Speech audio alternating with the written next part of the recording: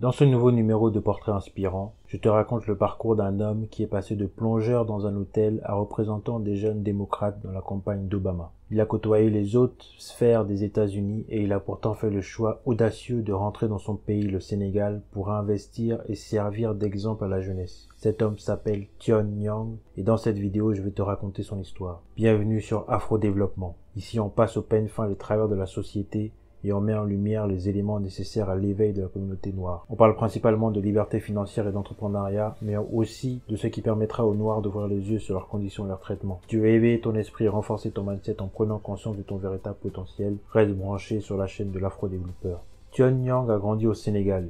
Il est le 12e d'une famille de 28 enfants. Après son bac, il obtient son visa étudiant après plusieurs tentatives et va à New York à l'âge de 22 ans. Il arrive donc dans un pays où il n'a pas de famille et où il parle peu la langue. Il loge chez un chauffeur de taxi d'origine sénégalaise pendant 3 mois. Il sera plongeur dans un hôtel avant de s'installer à Cleveland dans l'Ohio. Il occupera par la suite divers emplois d'appoint. Quelques mois après son arrivée, il s'inscrit au Community College de Cuyahoga County pour y suivre des cours d'anglais deuxième langue. En 2002, il entre à la Myers University, d'où il sortira en 2005 diplômé en administration publique. Pendant 1 an, tous les vendredis après-midi, Tion Nyang assiste dans le public aux réunions du conseil municipal de la ville de Cleveland, où il apprend les rouages de la politique. Il devient bénévole puis militant du Parti démocrate avant de diriger en 2004 la campagne de Kevin Conwell, candidat victorieux au conseil municipal de la ville. En 2005, il sera coordinateur pour le vote des jeunes lors de la campagne du maire de Cleveland, Frank Jackson. En 2006, Tion Nyang fonde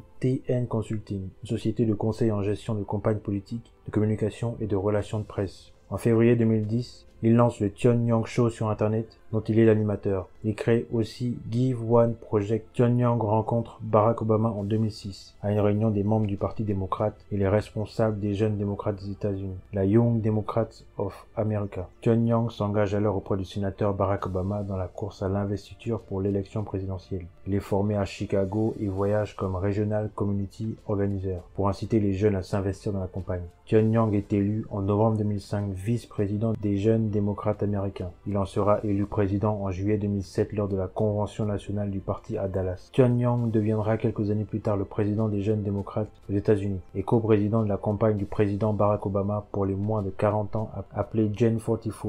En dépit des nombreux obstacles, Tion Nyang a su garder intacte sa détermination et sa confiance. Un lien puissant s'est créé entre les deux hommes et encore plus largement avec les équipes du président. En octobre 2015, Tion Nyang a été nommé par le président Barack Obama et le secrétaire d'État chargé de l'énergie Ernest Moniz comme ambassadeur au sein du ministère de l'énergie américain pour représenter les minorités en matière d'énergie. 15 ans après être arrivé au pays de l'oncle Sam, Tion Nyang est complètement intégré. Il est binational, américain et sénégalais. Il a tiré de chaque difficulté une leçon de vie qu'il présente dans son livre autobiographique intitulé Mémoire d'un éternel optimiste. Son but, aider tous ceux qui le souhaitent à construire un monde meilleur pour aujourd'hui et les prochaines générations. Si tu veux lire ce livre, il y a des liens en barre de description où tu pourras le commander en format papier sur Amazon ou en format numérique sur Kindle. Malgré sa belle situation aux États-Unis, il a choisi de rentrer en Afrique pour investir et former les jeunes afin qu'ils prennent conscience que l'Afrique est l'avenir du monde. Il forme des jeunes qui veulent se lancer dans l'agriculture, entreprendre et créer de l'emploi.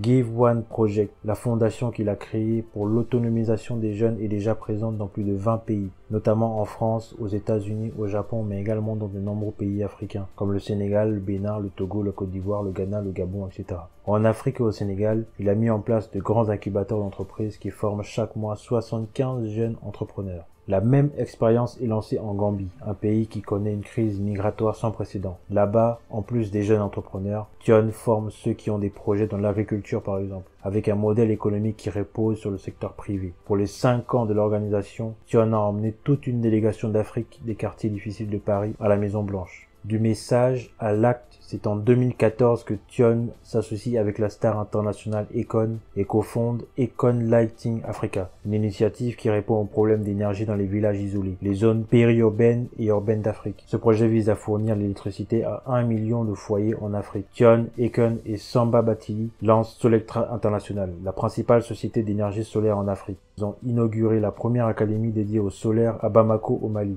La Solectra Solar Academy, un programme ambitieux des destinée à former chaque année 200 ouvriers qualifiés, techniciens et ingénieurs venus de toute l'Afrique. Cette formation, à la fois théorique et pratique, est orientée sur les enjeux propres au continent, tels que le développement du système d'électrification décentralisé en milieu rural, de quoi permettre le retour des jeunes Africains dispersés à travers le monde. Un sacré pied de nez à tous ceux qui pensent que la jeunesse africaine a fini de rêver. Cet homme aurait pu devenir gouverneur d'un État aux États-Unis, mais il a choisi de rentrer en Afrique pour avoir un impact sur le continent et partager son expérience. Il est aujourd'hui milliardaire et pleinement épanoui. Si tu veux en apprendre plus sur lui et sur sa vision de l'Afrique, je t'invite à lire ses livres. Mémoire d'un éternel optimiste et Demain tu gouvernes le monde. Tu peux retrouver les liens dans la barre de description où tu pourras commander les livres de Tion en format papier sur Amazon ou en format numérique sur Kindle. Il y a aussi des liens où tu pourras souscrire un abonnement gratuit de 30 jours à Audible et de 15 jours à Kindle.